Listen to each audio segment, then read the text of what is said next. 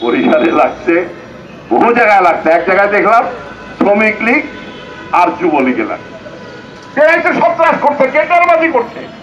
ছাত্রলীগ ছাত্রদের দাবি নিয়ে কি আন্দোলন করতেছে? কোন আন্দোলন নাই। আর কমিউনিস্ট পার্টি বাসদের বিরুদ্ধে আপনি বিশেষ খাপ্পা, কেন এখানে স্বাধীনতার ব্যবসা চলে না। সলিমুল্লাহ খান একটা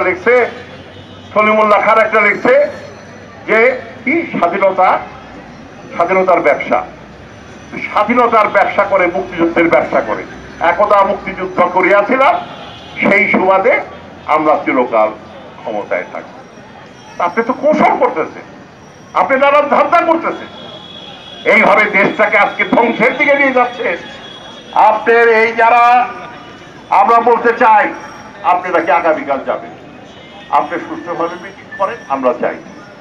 কিন্তু আপনাকে বলবো যে যাওয়ার আগে, আজকে নাসিম সাহেব আমাকে ফোন করেছিল, উনি বললেন যে 3 জন অ্যারেস্ট হয়েছে।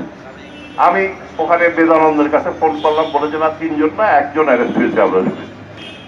আমরা বলতে চাই ওখানে যারা ছিল, যারা হামলায় ছিল, প্রত্যেককে আপনার যাওয়ার আগে অ্যারেস্ট করতে হবে, গ্রেফতার করতে হবে এবং শাস্তি দিতে হবে।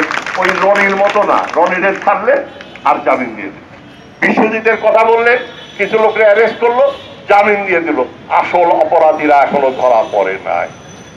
কাজে এই অ্যাকশন নেন আপনি যদি বাঁচতে চান। আপনি আস্তে আস্তে মানুষ থেকে বিচ্ছিন্ন হয়ে গেছে। আজকে এই পরিস্থিতিতে আমরা কি করব? আজকে দেশ একটা ভয়ঙ্কর জিম্মি হয়ে গেছে 2টা দলের কাছে, 2টা জোটের কাছে, এবং মানুষ আওয়ামী লীগ থেকে মুখ ঘুরিয়ে দিচ্ছে। সেটা কোনো দুঃখের কথা নয়, সঠিকভাবে নিচ্ছে। কিন্তু বিপদের কথা হচ্ছে যে তারা আজকে বিএনপি জামাতের দিকে ছুটছে। সেইখানে আমরা মাঝখানে দাঁড়িয়ে আছি।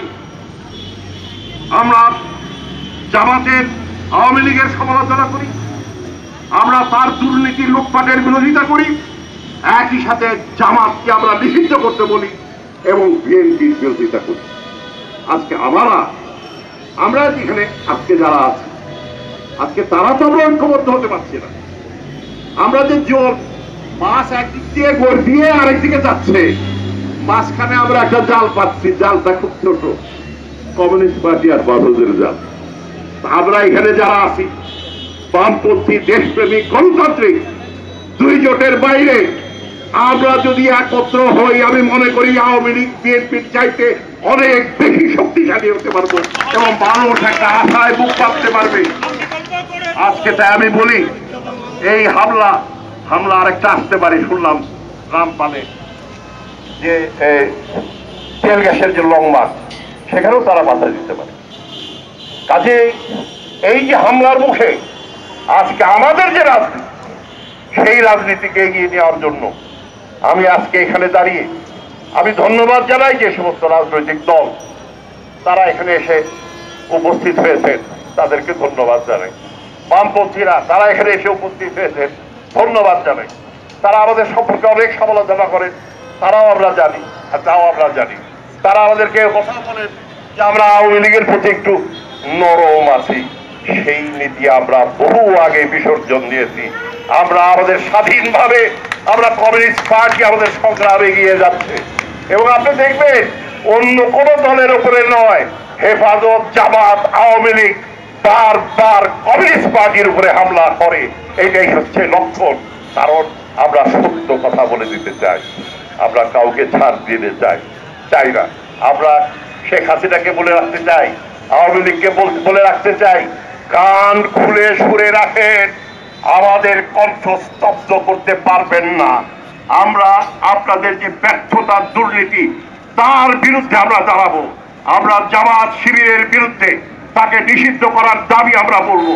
তাকে সমঝোতা করার, তাদের সাথে সমঝোতা করার সব কৌশলের আমরা নিন্দা করব। একই সাথে আমরা বিএনপি 18 দলীয় জোট, সেই জোটের বিরুদ্ধে সংগ্রাম করে বাংলাদেশে প্রকৃত মুক্তিযুদ্ধের ধারা, সমাজতন্ত্রের ধারা, প্রগতির ধারাকে আমরা অগ্রসর করে দেব। আমি আকুল আহ্বান জানাই, আমার এখানে যত বামপন্থী প্রগতিশীল দেশপ্রেমিক শক্তি আছে, আসেন আমরা ঐক্যবদ্ধ হই, আমরা এই নির্যাতন, অত্যাচার মোকাবেলা করে আমাদের সংগ্রামকে অগ্রসর করি। এই কথা বলে আজকের সভা এখানে শেষ করছি। আমাদের এখন একটা সংখ্যা মিছিল হবে। সংগ্রামী ভাই বোনেরা, আমাদের এই সমাবেশের পরও আমাদের সঙ্গে সংগতি জানাতে এসেছিলেন